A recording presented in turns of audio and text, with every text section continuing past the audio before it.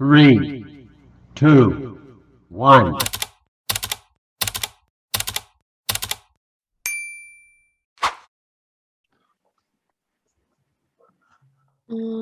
Assalamualaikum warahmatullahi wabarakatuh. Selamat malam. Selamat malam. Sebelumnya, perkenalkan kami dari kelompok 1 akan mewawancarai dengan tema mengenai diet remaja masa kini.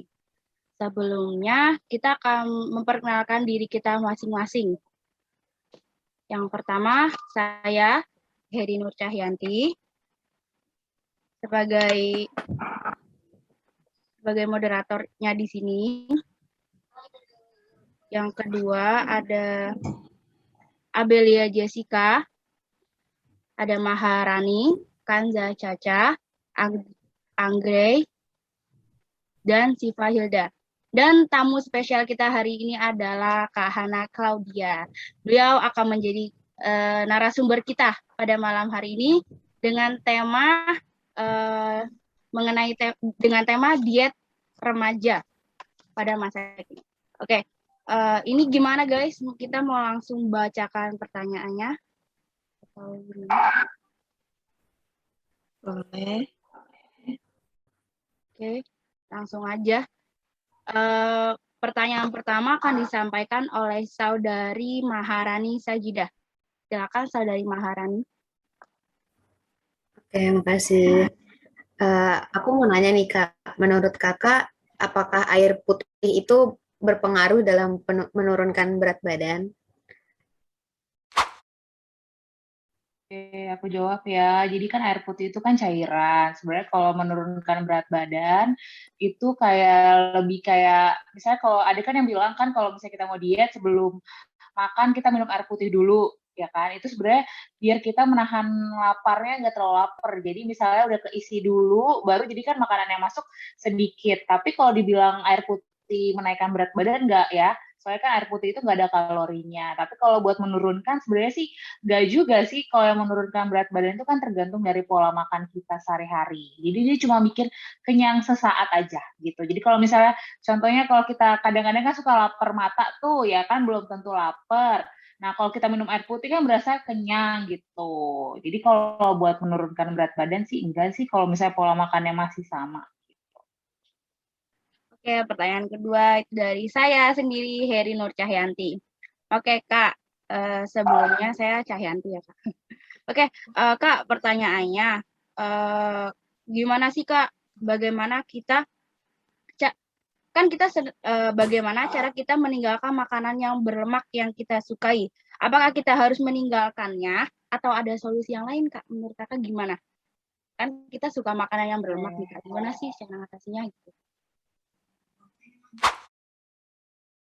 Kalau makanan berlemak ya lebih mending ditinggalkan. Untungnya kan banyak. Pertama kalau misalnya mau nurunin berat badan, nah itu berpengaruh lemak ya.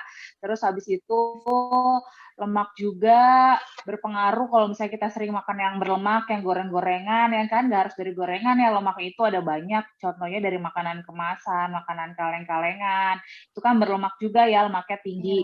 Nah itu bisa meningkatkan kolesterol kita. Jadi kalau misalnya kita dibilang lebih bagus tinggalin lemak ya emang lebih menguntungkan lemak. Tapi kalau misalnya kita misalnya kayak anak kecil atau lagi masa pertumbuhan, kan nggak mungkin 100% lemak itu ditinggalin ya, karena tubuh kita juga butuh lemak ya kan. Nah jadi boleh secukupnya aja, jadi jangan berlebih gitu. Oke, pertanyaan selanjutnya ya Kak ya, akan disampaikan oleh Saudari Siva Hilda Safira. Silakan Saudari Siva. Silakan Saudari Siva. Ingin pertanyaan tentang diet remaja nih. Masa remaja kan lagi masa pertumbuhan. Bagaimana kalau anak remaja itu diet, apa mempengaruhi masa pertumbuhannya? Oke, nah ini diet itu sebenarnya kalian tahu gak arti diet sesungguhnya apa? Coba aku mau nanya ke Siva dulu nih. Siva tahu gak sih diet artinya apa sebenarnya?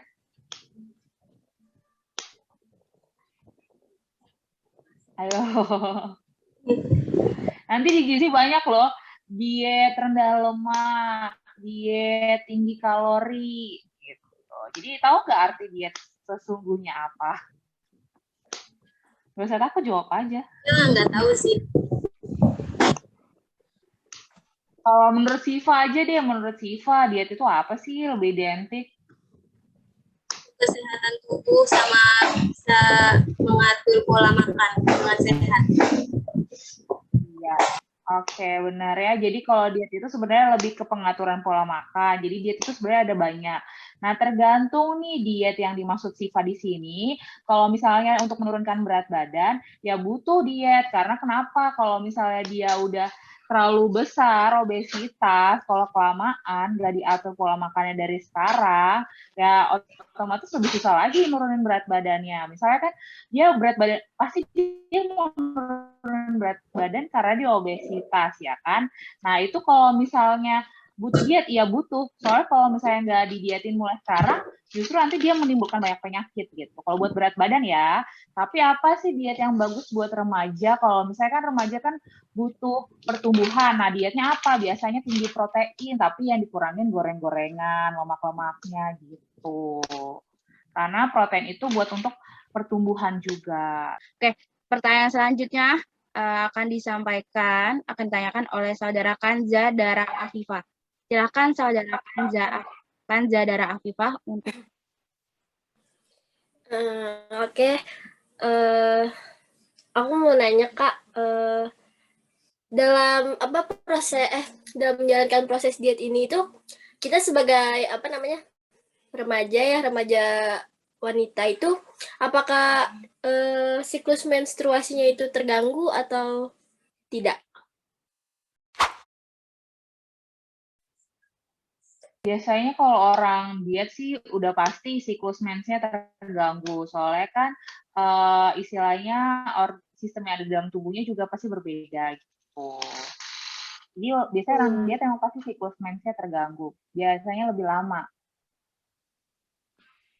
Pertanyaan selanjutnya kan tadi Kak Hana bilang harus kurangin kalori. Tapi harus kurangin bentar. Harus mengurangi jenis lemak nih kan, ada jenis lemak yang harus dikurangi. Tapi kita juga butuh lemak kan Kak. Nah, jenis lemak apa yang harus kita kurangi dalam melakukan program diet? Kak. Oke, biasanya yang harus dikurangin itu program diet itu lemak trans. Yang digoreng-gorengan itu. Terus habis itu misalnya contohnya orang tua kalian, misalnya mama kalian masak, terus itu masakan misalnya punya ayam goreng nih kan, belum habis nih lauknya malam ini, terus buat besok pagi digoreng lagi. Nah, itu jadi lemak jenuh juga, bahaya juga. Nah, terus tubuh kita butuh lemak, iya. Karena misalnya contohnya dapat dari mana sih lemaknya? Kalian makan ikan, itu udah berlemak loh, walaupun rendah lemak. Contohnya makan telur itu udah berlemak. Hewani itu semua berlemak, tapi tingkat lemaknya aja beda-beda. Ada contohnya lemak yang tinggi lemak misalnya kayak daging, yang ada lemak-lemaknya kelihatan, nah itu tinggi. Habis itu ayam pakai kulit itu lemaknya tinggi. Ayam tanpa kulit itu lemaknya lebih rendah. Gitu. Jadi tubuh kita butuh lemak, iya udah dapat dari mana? Dari lemak hewani juga udah dapat. Nah, misalnya boleh nggak sih kita makanan digoreng-goreng? Boleh, tapi dibatasin. Yang tadi kan nggak semua kan biasanya kalau kita makan itu ada berapa jenis makanan kalau di dalam piring kita? Ada nasi, lauk hewani, kacang-kacangan, habis itu sama sayur ya. Nah, kalau ini semua misalnya kayak lauk hewani, kacang-kacangan, tahu atau tempe maksudnya ya, habis itu sayur, semuanya digoreng, itu kan pasti lemaknya berlebih. Jadi misalnya kalau lauknya udah digoreng, berarti sayurnya lebih bagus di sop gitu atau enggak direbus. Jadi kan lemaknya dikurangin. Yang biasanya kalau makan nasi pasti harus ada gorengan atau enggak tempe goreng yang di abang-abang itu udah pasti ya lemaknya banyak ya. Terus habis itu bakwan. Nah, itu kan boleh dikurangin gitu. Tapi lemaknya tetap ada dari mana? Dari lauk hewani. Terus kan enggak semua makanan kita yang kita masak itu semuanya direbus ya kan, bisa aja ada digoreng misalnya contohnya lauknya gitu. Pertanyaan Selanjutnya akan disampaikan oleh Saudara Abelia Jessica. Untuk Saudara Abelia Jessica, silakan untuk mengajukan pertanyaannya. Satu pertanyaan lagi nih, Oke. Kak. Di online shop sekarang kan banyak ya, Kak, obat-obatan yang katanya ampuh buat nurunin berat badan dengan cepat gitu ya, Kak. Itu aman nggak sih, Kak, buat kesehatan kita? Oke, sebenarnya sih dibilang aman sih, nggak juga ya, kasihan ginjalnya soalnya bekerjanya lebih berat. Rata-rata orang-orang yang minum obat diet itu biasanya kalau misalnya dalam waktu yang lama ya pasti ginjalnya tuh bermasalah gitu. Nah, kalau misalnya kamu minum obat diet tapi pola makan yang nggak diubah sama pola gaya hidupnya, misalnya dari nggak olahraga, sama aja, nggak bakal turun juga. Ya udah, makasih, Kak. Iya. Oke, kita udah memberikan pertanyaan yang banyak, sangat banyak banget buat Kak Hana. Kak, terima kasih. Ini sangat membantu sekali ya teman-teman. Ini pertanyaan kita udah dijawab. Terima kasih ya Kak, udah mau meluangkan waktunya buat kita. Intinya teman-teman, kita harus menjaga pola makan kita dengan baik dan benar biar kita bisa menjadi generasi unggul untuk kedepannya ya Kak ya.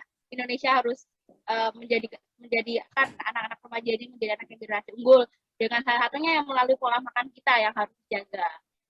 Oke, sebelumnya terima kasih Kak. Kami dari kelompok 1 mengucapkan terima kasih. Terima kasih, Kak. Oke, sama-sama.